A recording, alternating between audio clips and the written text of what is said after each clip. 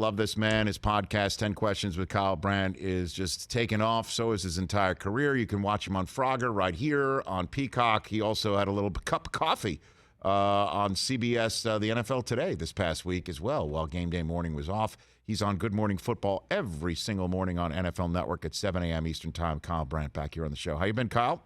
Rich, there are many shows. There are many good shows, but there is not a better on-hold show than the Rich Eisen Show. The things that I just heard as I'm sitting here with this phone to my where do I even react? That you had a caller basically insinuate that Brockman was Ben Jarvis Green Ellis, I think, of the Patriots. Yeah. And then I had Mariucci wearing a zipper gimp mask, and Michael Irvin saying, Rich, I think Mariucci's sleeping. And then you putting your hand on his head saying, well, I guess you better go wake him up then. I mean, what am I listening to on this beautiful Thursday? That's right. It's a Pulp Fiction anniversary. We're getting calls of people with large imaginations. And it's the best. It is that. Oh, my gosh. All right, let's jump in with both feet here. Okay. You and I were both pounding the table for Justin Fields. It feels good for me. How does it feel for you right now? Well, Kyle? You just mentioned large imaginations. That's what you need to see a Bears win this weekend. I'll jump in with 2 feet on this. I want to ask the media, the country, stop calling Bears-Packers a rivalry. It's not right now. It hasn't been in a long time. There's pageantry and there's history and tradition, but it's not a rivalry. Rivalry, look it up. You have to have at least some give back on one side. It's the expression, the hammer does not have a rivalry with the nail. We had Randall Cobb on Good Morning Football this morning, Rich, as part of your well-produced intro to bring the guest on.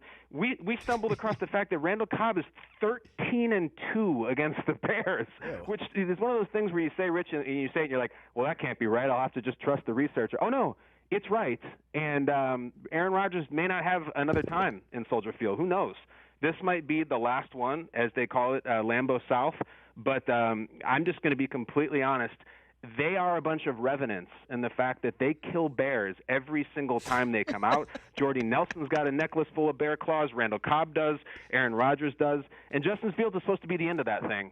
If he wins this game, they will change Soldier Field to Fields Field. That's how big of a deal that would be. It would be that big of a deal, because what about him actually laying down his calling card this way? What happens if that happens? I mean, that is possible.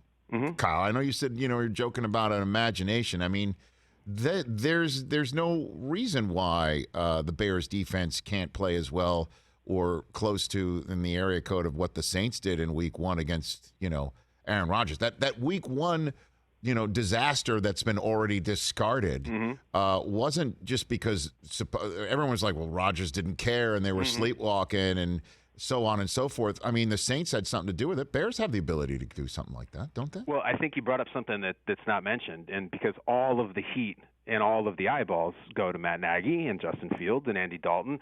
Meanwhile, the Monsters of the Midway, the 2021 Chicago Bears, lead the NFL in sacks.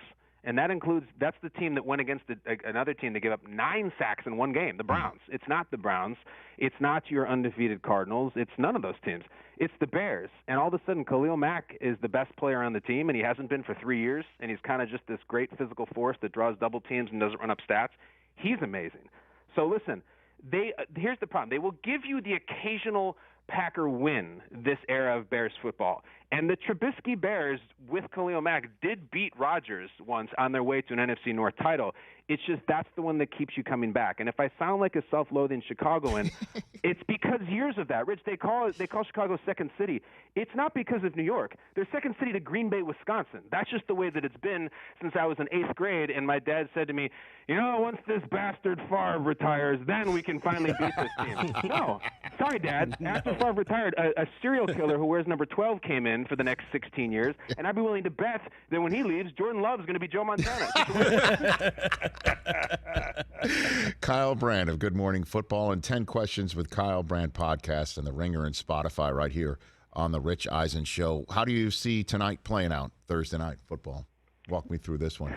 I did something I call heavy lifting on the air this morning, which I chalked up my hands and I put on that old 1980s Lou Ferrigno leather weightlifting belt, and I put the dumbbells up with the Eagles logos on them. And I would love nothing more than the fact that Jalen Hurts would go insane tonight, and because people are digging up these incredible stats about him, and that he's got one of the greatest starts statistically in history in the Super Bowl era, and he can run and he can pass.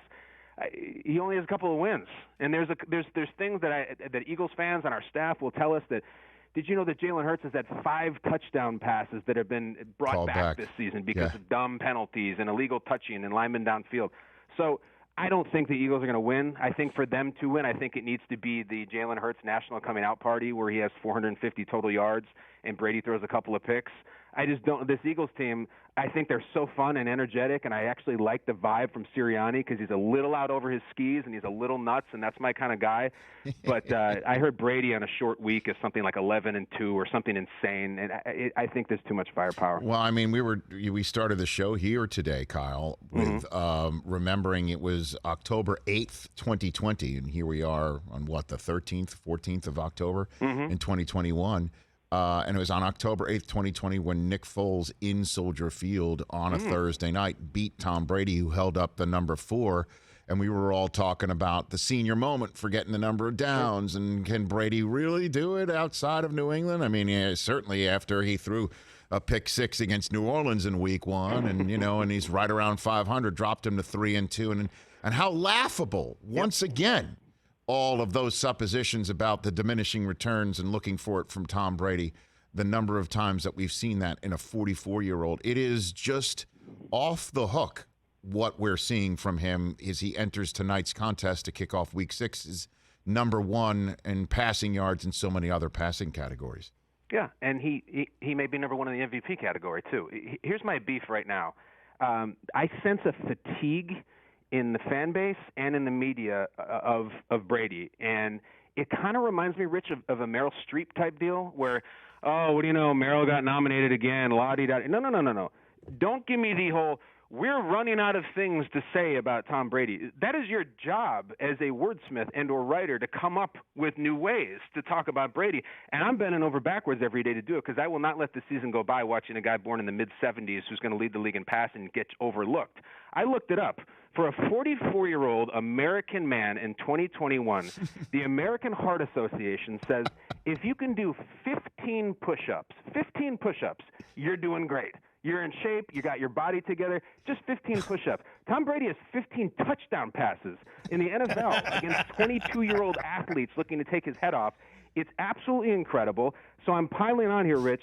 My son came up to me, 7 years old. He's never said this to me before. He said, Daddy, I want a jersey. I'm like, oh, great. Step into my office. He says, who do you think I should get? I said, well, I think you should get someone who's a great player and a great person. There's so many to choose from. Do you want a Justin Herbert, a Patrick Mahomes, Josh Allen, Lamar Jackson? He says, let me talk to my friends. He goes to school, comes back the next day. He says, I want a Tom Brady jersey. I said, Kevin, you know what, Tom Brady jersey? He's older than Daddy. Don't care. He wants it. He's into it. And this is in New York.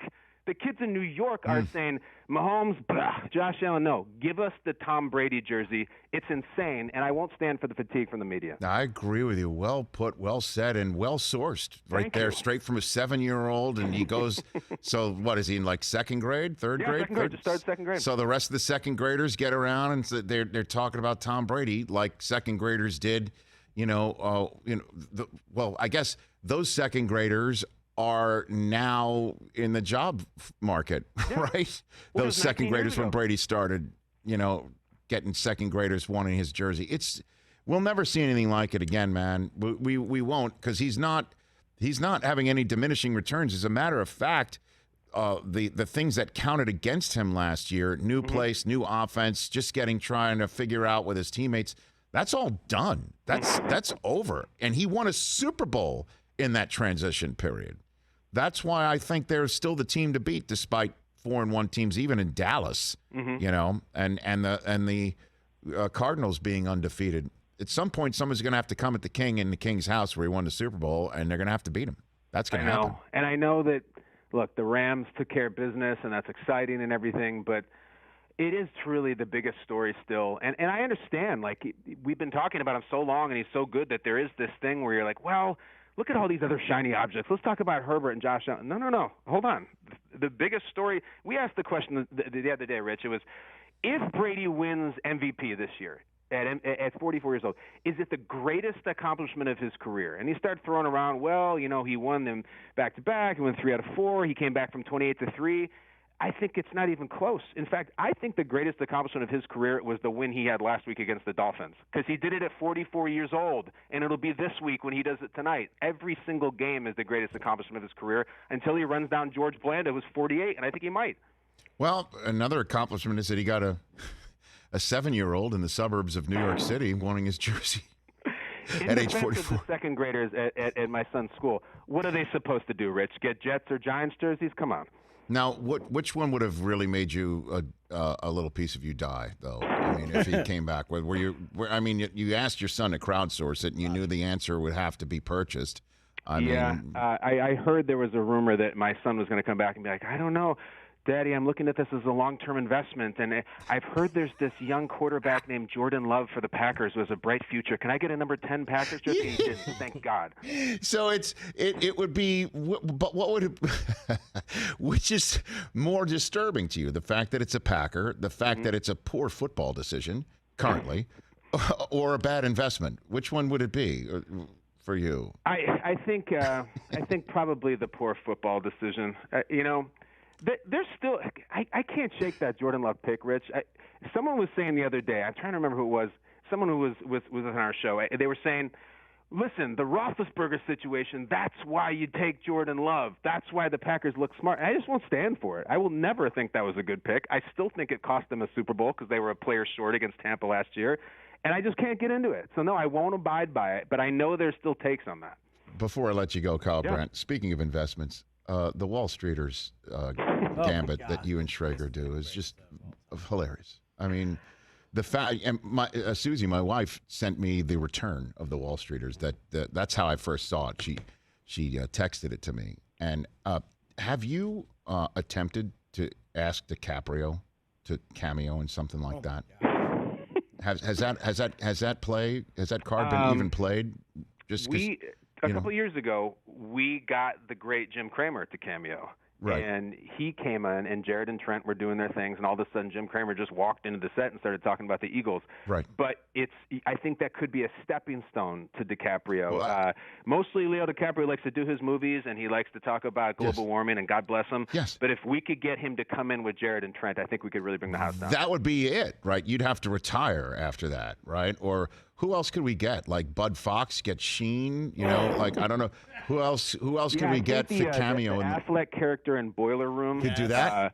That keys to a car. It's a Ferrari. Costs about $200,000. Like, that is the kind of guy who Jared and Trent have posters of on the wall. And so yes, I am liquid. You know what I mean? Oh, yeah. I'm liquid. Yeah, you got to always refer to your liquid. Yeah. And every time we do it, Rich, I think, well, that's the last time we're ever doing that.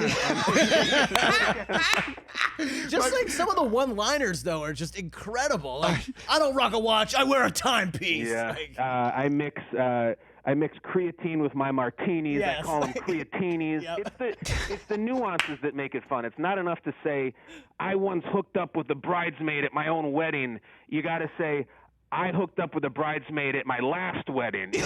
Little things like that that just make it so insufferable, and it's so fun. My favorite parts of it, too, is you and Schrager doing your thing, right? And the New Yorkers don't bat an eyelash. They just keep walking. They just keep walking. Just like, here you guys, there's the camera crew, and you two guys, I mean, you're stalking the street. Okay, you're doing nothing but just stalking up and down the street, strutting around. Hardly, just maybe barking out one word, guttural bark. And New Yorkers just walk across the street, just look at you, and just keep going. Rich, zero security, no barricades. It's full guerrilla. We're just standing there on an open street. And part of the game within the game for me is I'm trying to get a New Yorker to even look at me or react to me. And I'm screaming, wake up, New York! And, no one will even look at me. It's amazing. Any other town, it's see something, say something, and there's a SWAT team there. New Yorker will not look up from their phone or their newspaper to even give you eye contact, and that's kind of the beauty. So before you go, Kyle, dive into your pop culture acumen here. It is the 27th anniversary of Pulp Fiction. Your favorite scene in Pulp Fiction is which? Which one do you choose? Rich, in the year of our Lord, 1994, I was 15 years old. I saw the movie Pulp Fiction 7 times in the theater. 7 times because I wanted to memorize every single word. It is still the Big Kahuna Burger scene in which Jules and Vincent go into the apartment with Frank Whaley and Flock of Seagulls on the couch. And the first time that Sam Jackson, and I will strike down upon thee with great vengeance and furious anger those who attempt to poison and destroy my brothers. And you will know my name is the Lord when I lay my vengeance upon thee. It's the best. Well done. Thank you. Thank you very much. It is. It was. I do remember seeing that for the first time, that opening scene that you're referring to was shocking and also so laugh out loud, hilarious, enjoyable, and frightening at the same time. I remember sitting there going, I've never felt this way. Yep. You know, like Scorsese movies are frequently frightening and laugh out loud, hilarious at the same time. That I'd never been made to feel that way outside of a Scorsese movie. That opening scene did grab me like that. And the Gimp scene as well, I'm serious, is another disturbing yet hilarious on occasion. And you're wondering, why am I laughing while watching some of the most horrific, language and, action in my entire life. But to me, I name that just off the top of my head as my favorite scene. And then I remembered the Walken watch soliloquy is just that's it. That was just that 2.5 minutes or 3 minute soliloquy. That's it for me. That's my favorite scene. It is a tour de force. Rarely is there a one scene appearance in any movie that's that powerful. And he just keeps going, this watch. Then he held this uncomfortable hunk of mass up his 2 years. And then he as a throwaway line. And then he died of dysentery. But it's just so good. It's so perfect. Kyle, thanks for the time. We'll chat again soon. The best. Thanks, guys. Right back at you. Hey, you watched all the way to the end. Thanks for that. Watch more right here.